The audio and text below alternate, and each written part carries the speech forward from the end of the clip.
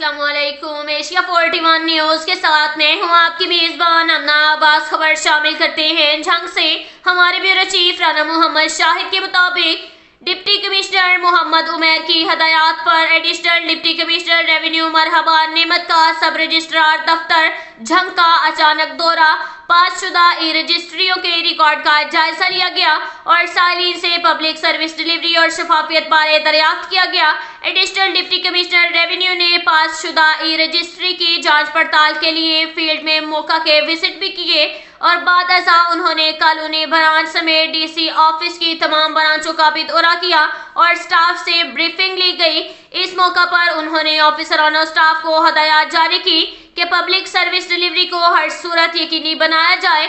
साइलिन को बिला वजह सरकारी दफातर के चक्कर लगाने पर स्टाफ के खिलाफ सख्त एक्शन लिया जाएगा।